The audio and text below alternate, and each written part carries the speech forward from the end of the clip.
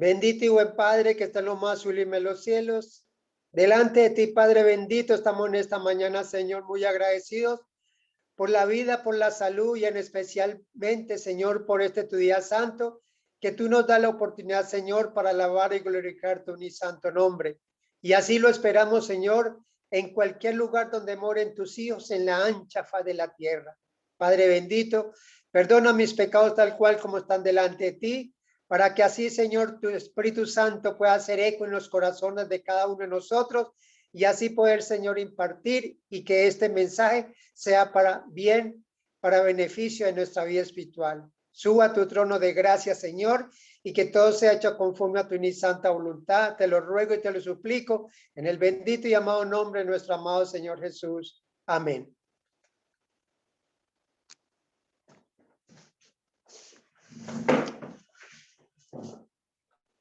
Bien, mis queridos hermanos, tengan un buen día, que el Señor les bendiga. El tema de esta mañana que escogí es el llamado de Abraham. Antes de entrar al llamado de Abraham, vamos a ver algo importante. Vamos a analizar que Abraham no era cualquier campesino, cualquier persona así como de los muchos que el Señor había escogido, sino que Abraham era una persona importante. Abraham era una persona letrada. Abraham era un hombre rico. Abraham era un guerrero. Abraham era una persona que entendía cuestiones militares.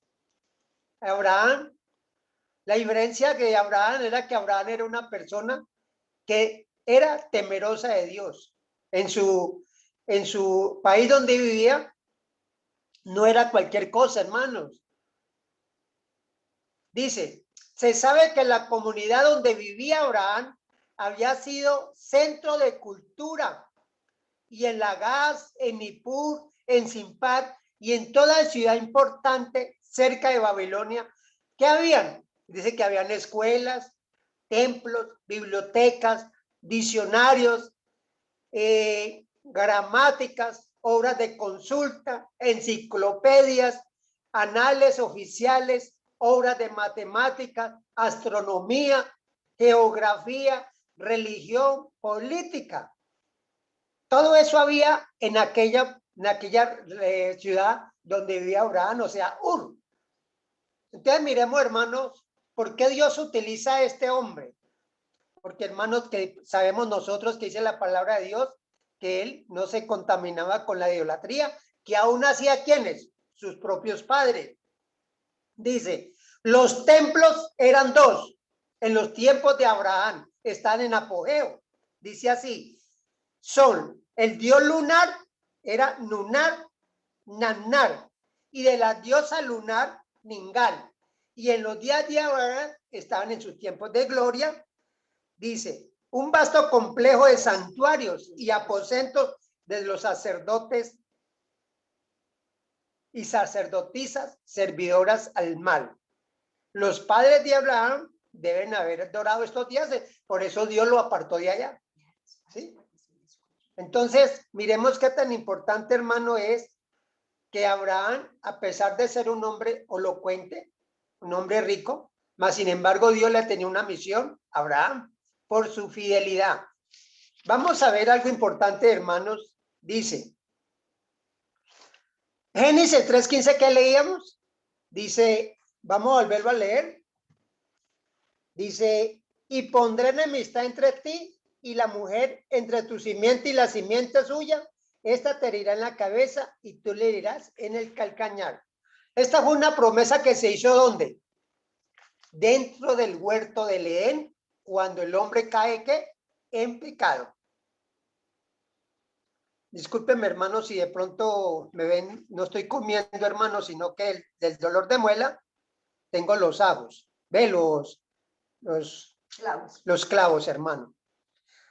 Entonces, cuando nosotros leemos esto, hermano, entendemos que aquí, con la historia de la redención, con el llamamiento de Abraham, comienza la historia de la redención. Aquella promesa que el Señor le había hecho ¿a quién? A Adán y a Eva en el huerto del Edén. ¿Cómo comienza? porque vemos más adelante que ¿qué hizo Abraham? ¿O qué le dijo Dios a Abraham? Que sacrificara ¿a quién? A su hijo. Entonces, desde aquí comienza la oración, dice, ahora 2000 años después de la creación del hombre y de la caída del hombre, 400 años después del diluvio, en un mundo caído otra vez en idolatría y maldad, porque hermano, siempre Dios ha venido, ¿qué? Hermano, haciéndose separación. Siempre ha venido, ¿qué? Cogiendo, hermano, un residuo. Y en este caso el residuo era Abraham. ¿Sí? Porque la maldad se había vuelto a multiplicar después del diluvio. Dice, Dios llamó a Abraham para que fuera fundador de un movimiento que tendría por objeto restaurar y redimir al hombre. Miremos, hermano, qué tan importante entonces vemos es de que Dios nunca, a pesar de que la humanidad es terca, dura de corazón, mas sin embargo Dios sigue sacando del mismo ahí mismo, sí le sigue saliendo un residuo, hermano. Un residuo es algo pequeño. Y Abraham está entre esos pequeñitos, hermanos. Porque él con cuántas salió persona pudo haber salido de allá. Mas sin embargo, era el que la fe de Abraham, a él lo siguieron todas esas personas más, que fueron cerca de 1000 personas o criados. Dice, Abraham, hombre justo y creyente en Dios. Dios dice, no idólatra, y uno de los pocos que aún tenían la tradición del monoteísmo primitivo. ¿Qué es monoteísmo? La creencia en un solo Dios. Recibió de Dios la promesa de que sus descendientes serían, vamos a ver 3 puntos importantes, heredarían la tierra de Canaán, serían una gran nación y que por su medio todas las naciones serían benditas. Miremos, hermano, qué cargo tan importante tenían en los hombros Abraham. Heredar la tierra, el pueblo de Dios. Serían una gran nación y que serían por él, serían benditas todas las naciones del mundo entero, hermanos. ¿Ah? Qué bonito, hermano, y responsabilidad que tenía Abraham. Y un hombre, dice, justo, recto y creyente en Dios. Hermano, es el creyente, no solamente es creer en Dios. Creer en Dios, hermano, es una fe. Es parte de la justificación por la fe, hermano. La creencia en Dios. Porque, hermano, la obediencia son los frutos de aquel creer. O sea, por eso muchas veces se dice en ciertas que la obediencia no salva a nadie. Y es verdad. Porque si por eso, hermano, fuera, entonces otras obras salvarían a muchas personas. Pero la creencia debe ser ¿qué? En Dios. Y creer, porque dice que después de que usted está obedeciendo a Dios lo correcto, entonces ya viene una obediencia. Pero esta obediencia es ¿qué? Por fe, hermano. Son los frutos de haber creído en Dios. Dice, sus compatriotas eran idólatras. Sus padres eran idólatras. Y eso lo leemos en Josué 24:2. O sea, donde él vivía eran idólatras. Y desafortunadamente sus padres, que eran las cabezas del hogar, de la familia en el momento, ¿qué pasó? Eran otros idólatras. ¿Cómo sabía entonces Abraham de Dios? Miremos lo bonito, hermano. Si está viviendo en un país de idolatría, donde prácticamente era el único que en el momento estaba sirviendo a Dios, entonces, ¿cómo sabía él de Dios? Dice, sin duda alguna por revelación directa de él. ¿Por qué?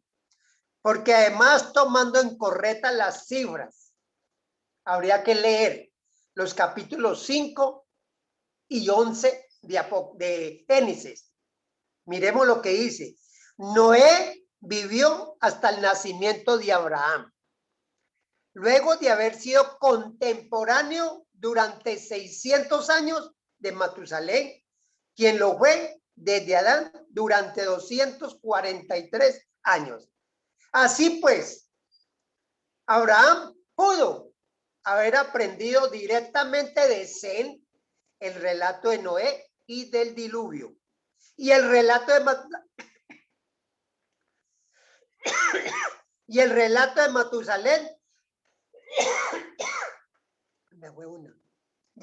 de Matusalén acerca de Adán y del huerto de Edén. Por eso dice que cuando Dios sacó al pueblo de Israel, siempre decía, para que éste sea dado de padres a hijos, de hijos a padres, etcétera, etcétera, etcétera, etcétera, sea llevado en cadena. Y así lo recogió Abraham. Dice, en el comienzo el hombre tenía un solo Dios. Cuando Adán y Eva están dentro del huerto, dice que ellos se comunicaban personalmente e íntimamente con Dios. Pero después del pecado y el destierro de Adán del Edén, comenzaron a multiplicarse ¿qué? Varios dioses, ¿sí? Por ejemplo, en el caso de Nimrod, fue uno que prácticamente era un dios para muchas personas, ¿sí?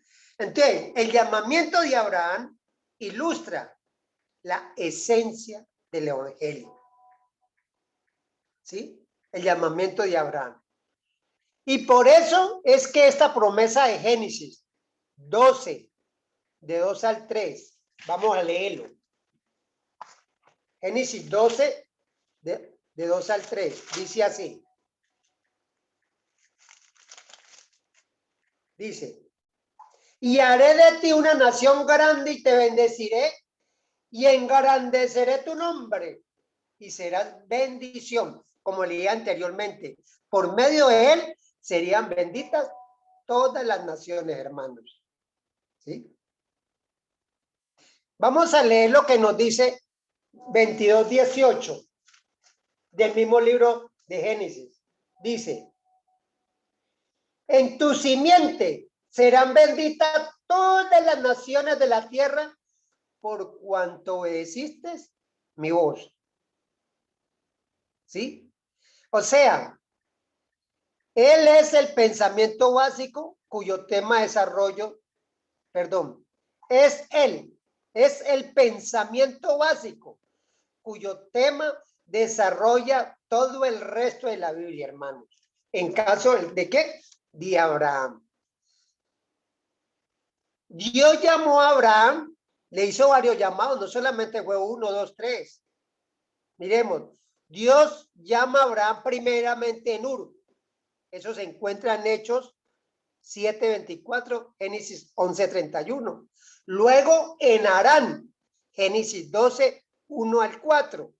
Luego en Siquem, Génesis 12, 7. Luego en Betel, Génesis 13, 4 al 17. Miremos todos los llamados que Dios ha venido haciéndole. Y 2 veces en Hebrón. Dios, o sea, Dios demostraba que estaba con él y Cana le llamaba, ¿sí? Dice, entonces vemos que la promesa de Dios se ratifica de que antes de que creara Canaán, su simiente pasaría 430 años en una tierra extraña. ¿Cuál es esta tierra extraña? Egipto. Miremos, hermano, 430 años. Pero tengamos en cuenta algo, hermano. Estos 430 años, como lo dice el Espíritu de Profecía, arrancan desde el momento en que Dios llama a Abraham. ¿En qué momento fue llamado Abraham? Abraham fue llamado en el año 1875 antes de Cristo. ¿Sí? Y si nos vamos al caso de Jacob, cuando entró a la tierra de Egipto, fue en el año 1660 antes de Cristo. Entonces, si nosotros a 1875 del llamado de Abraham, para comenzar a completar los 430 años, le restamos los 1660, que fue cuando Jacob entró a Egipto, nos dan 215 años, ¿sí? Antes de entrar directamente a Egipto directamente, Jacob, porque ese Jacob era el que iba a cumplir, ¿qué? La esclavitud de Egipto. Patriarca y Profetas, página 824, nos dicen que el pueblo de Israel estuvo en Egipto 215 años y salieron. Entonces, 215 años antes de entrar a Egipto fue la promesa ¿para quién? Para Abraham. O sea, desde ahí comienza a contarse. Y los otros 215 años del pueblo de Dios en Egipto, ahí se completan los 430 años, según dice eso 12:41. Vamos a leerlo. Eso 12:41 dice así.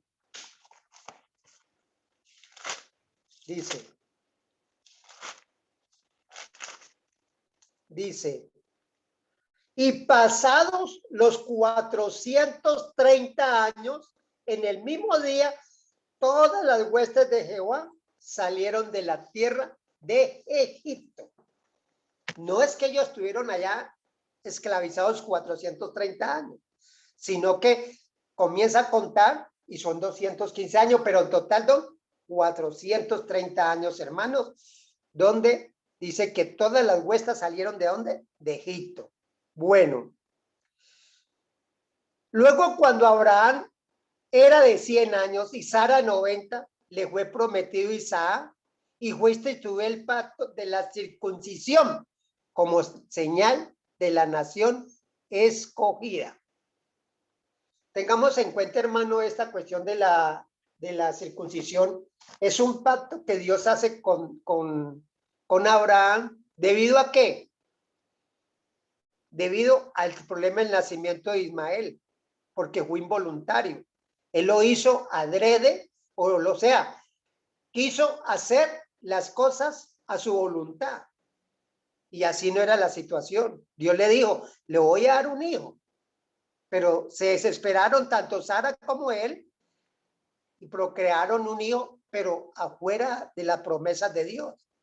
Entonces Dios desde ahí parte con la señal de la circuncisión para mostrar que las cosas no eran voluntad humana, sino voluntad ¿de quién? De Dios. Que Dios cumple su promesa. Dice, en términos generales, Abraham, entonces, cumple sus promesas. Vamos a leer aquí algo importante, hermano, en la Patriarca y Profetas, página 132, y dice así. Dice así, hermano. Dice,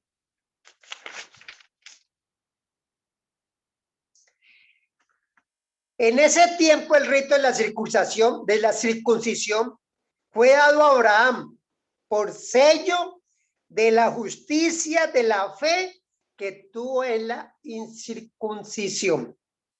Hermanos, cuando nosotros logremos comprender la justificación por la fe, le cuento, hermano, que nosotros daríamos un paso como lo hizo Abraham y como lo hizo Enoc y como lo hicieron muchos otros profetas, hermano.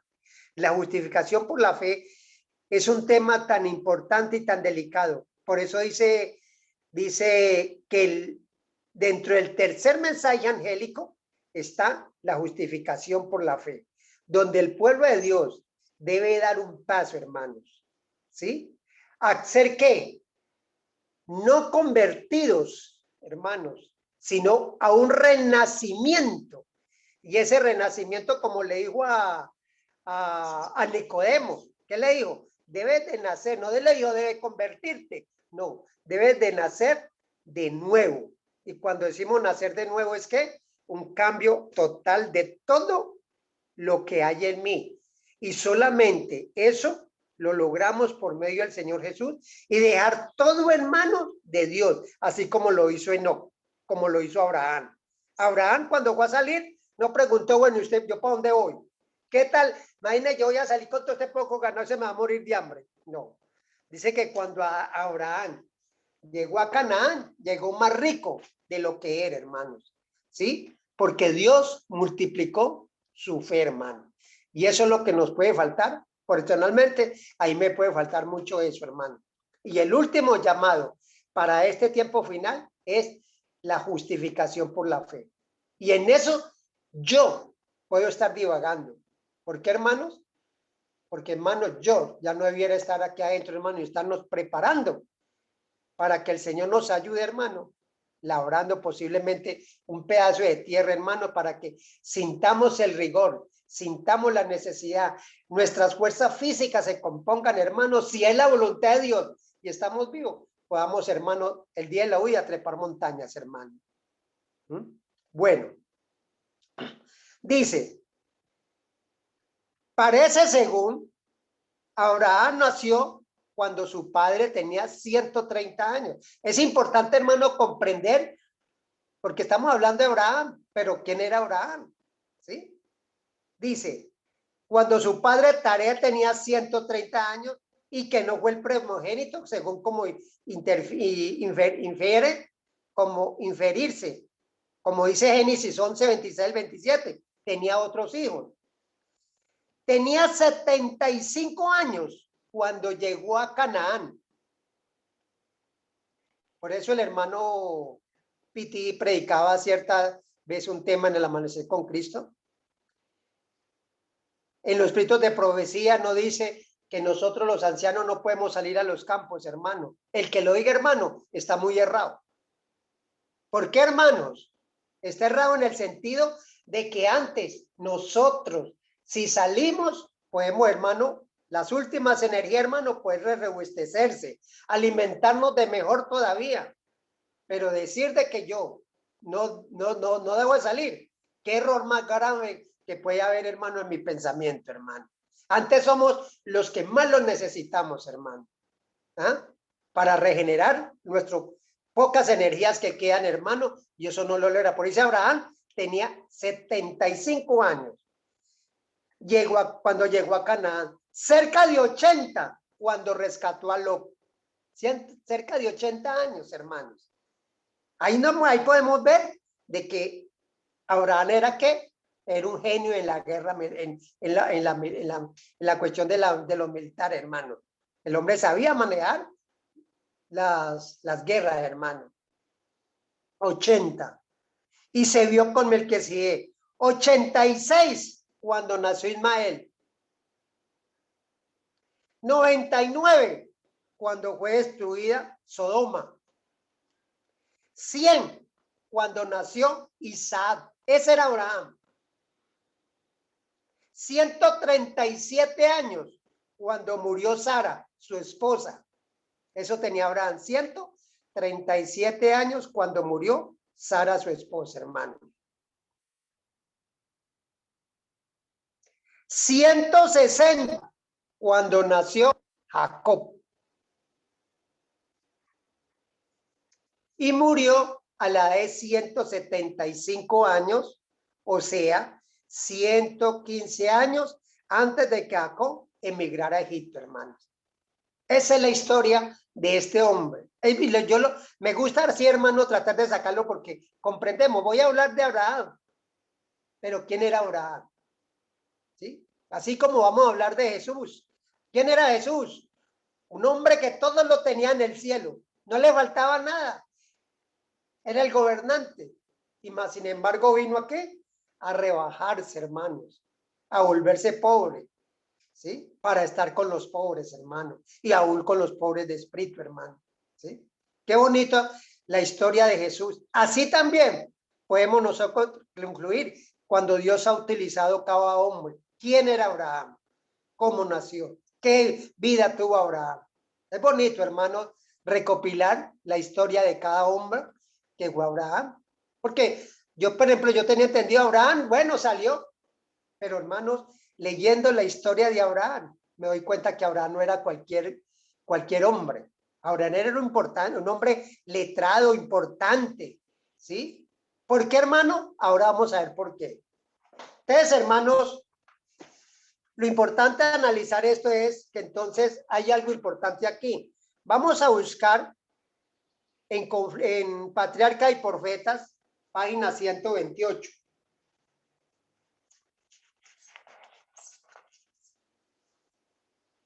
Dice así, hermano. Mire lo que dice, hermano. Abraham, además de ser rico en fe, era noble y generoso, inquebrantable en la obediencia, hermanos. Inquebrantable en la obediencia, hermanos. Eso es lo que nos puede faltar también a muchos de nosotros, hermanos. ¿Sí? La obediencia. Obedecemos a media, lo que de pronto hago lo que a mí me gusta, así la palabra de Dios diga lo contrario, estamos quebrantando esa promesa de Dios. Dice que Abraham era generoso, inquebrantable en la obediencia y humilde en la sencillez de su vida de peregrino. Era sabio en la diplomacia. ¿Quién era Abraham? Entonces vemos que Abraham no era cualquier cosa, hermano, cualquier hombre, hermanos. ¿Sí? Y valiente y diestro en la guerra. Era un hombre preparado. Miremos las dos diferencias entre Moisés y Abraham. Moisés fue preparado con artes marciales. Moisés fue preparado para ser un gobernante de Egipto, en idioma, en guerras y todo eso. Y más, sin embargo, Dios le dijo, no necesito de eso. ¿Entiende? Y lo llevó 40 años, hermano, a rebajar todo eso que había aprendido el orgullo. Y fueron 40 años que estuvo en el desierto para aprender, hermano, la humildad de Dios. ¿Sí? Aquí en Abraham es algo distinto. ¿Sí? No el hombre utilizaba la fuerza, pero la utilizaba para un caso de ayuda de los vecinos, del caso de Lot, que fue y lo rescató. Era un hombre diestro ¿en qué? En las guerras. A pesar de ser conocido como maestro de una nueva religión, ojo hermanos, a pesar de ser conocido como maestro de una nueva religión. ¿Cuál era esa nueva religión? De creer en un solo Dios y adorar un solo Dios. Porque dice que por donde él andaba, siempre dejaba un altar y el que pasaba, ¿qué decía? Por aquí pasó Abraham. Ahora, hermano, nosotros conocemos un mensaje tan maravilloso, tan precioso, hermanos. Un mensaje único, porque no lo tenemos sino nosotros los adventistas, hermanos. ¿Sí? ¿Vamos a negarlo? Posiblemente no lo neguemos, hermano, de bla, bla. Hablemos, pero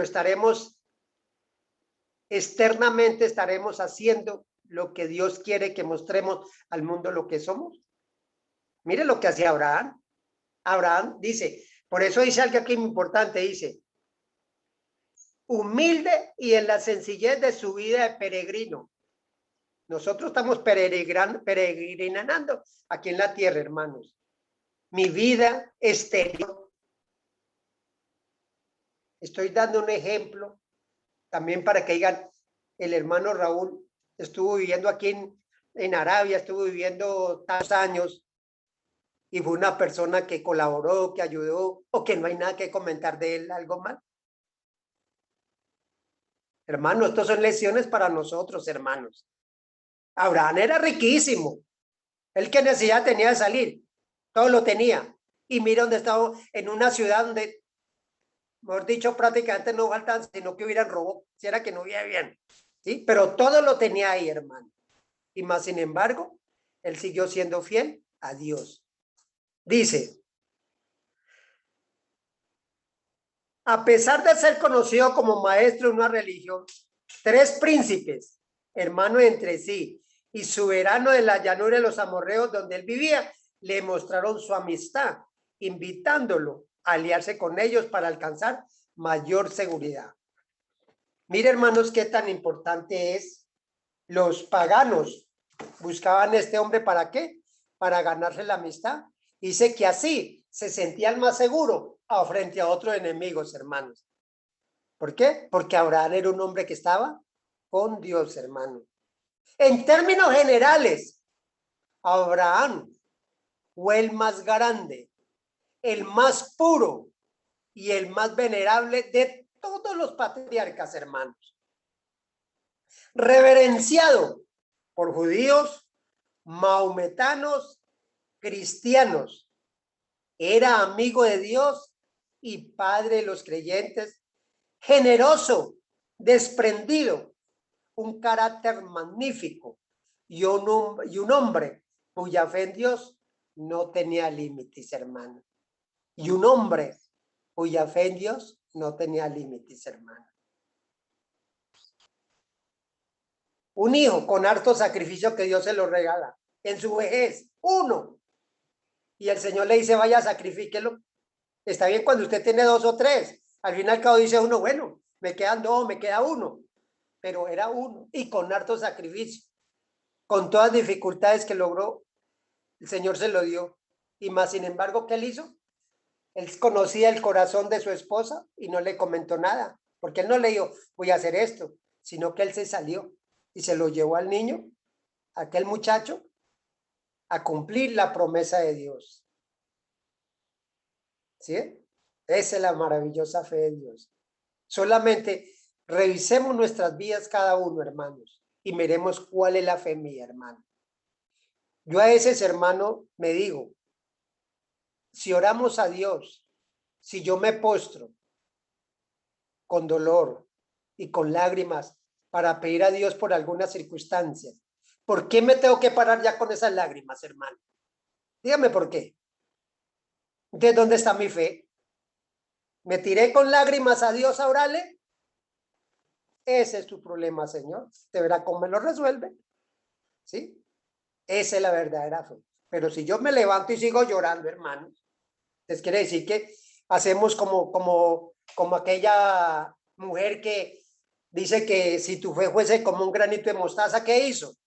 Se arrodilló a orar y llore y llore y llore de que esta montaña se pasaría al otro lado. Cuando se levantó, ¿qué dijo? Yo sabía que no me pasaba. Esa es la fe que muchas veces podemos tener nosotros, pero la fe es con seguridad. Si esa mujer se hubiera levantado, hubiera abierto los ojos, la montaña se pasó, la hubiera encontrado pasada, hermano, al otro lado, hermano. Pero yo sabía, o sea, estaba dudando con fe. Entonces, hermanos, con esto aprendemos que cuando nosotros nos acerquemos a Dios, hermano, hagámoslo con esa seguridad de que Dios cumple y si no lo cumple, Él sabrá por qué, hermano. Por eso es que muchos milagros no se han realizado en nosotros, hermanos, porque dudamos, pedimos, pero seguimos en la incertidumbre, hermanos. Este era Abraham, hermanos. Ya conocimos la historia de Abraham. Entonces, este era un hombre que, ¿qué? Cuya fe dice que era sin límites, hermano. Qué bonito. Y solamente lo logramos como hermano cuando nosotros comprendamos y estudiemos la justificación por fe, hermanos. Porque ese es el último mensaje para nosotros en este tiempo, hermanos. Porque es un mensaje de decisión que tenemos que tomar, así como la tomó Abraham. No dijo, bueno, yo, así como les dije antes. Entonces, eso también nosotros tenemos que hacer, hermano, que el Señor nos ayude y nos bendiga, hermano, para comprender verdaderamente lo que Dios quiere de mí, quiere de cualquiera de nosotros, hermanos. Que el Señor nos ayude. Amén.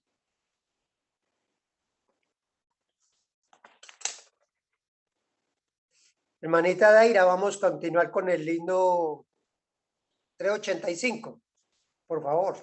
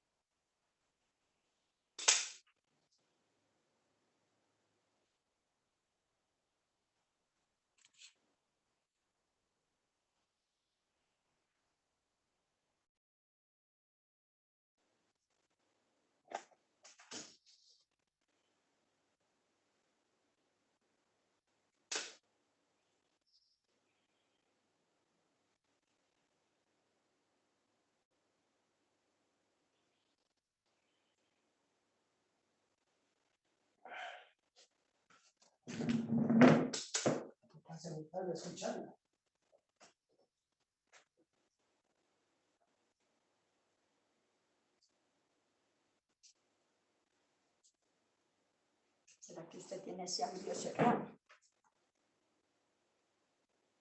Pero quieto. Ah, no.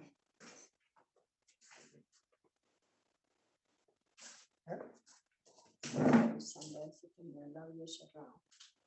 No, yo tenía abierto. Bueno, pasamos al último himno, hermano.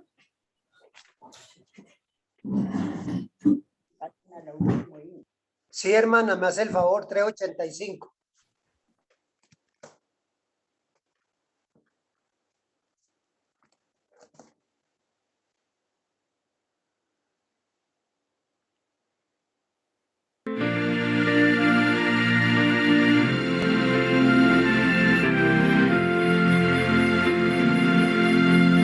Cuando llegue el momento de tu decisión, no lo dejes por alto pasar. Si lo haces, estás en peligro mortal. Has pensado lo que puede costar. El pecado te hace tu alma perder, aunque el mundo se postre a tus pies. Puede ser que la puerta cerrándose esté. Has pensado lo que puede costar. La inmortal dicha tú puedes sacrificar por andar en la senda del mal. Si al espíritu ahogas, te puedes perder. Has pensado lo que te ha de pasar. El pecado te hace tu alma perder, aunque el mundo se postre a tus pies. Puede ser que la puerta cerrándose esté. Has pensado lo que puede pasar.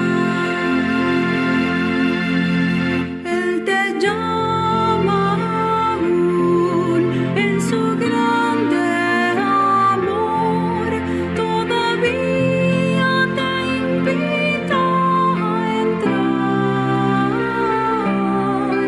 No te dejas salvar, no le dices ya voy. He contado lo que puede costar.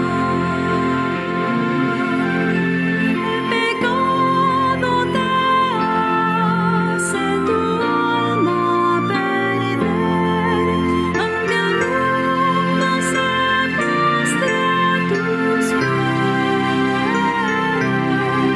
Puede ser que la puerta cerrándose esté. Has pensado lo que puede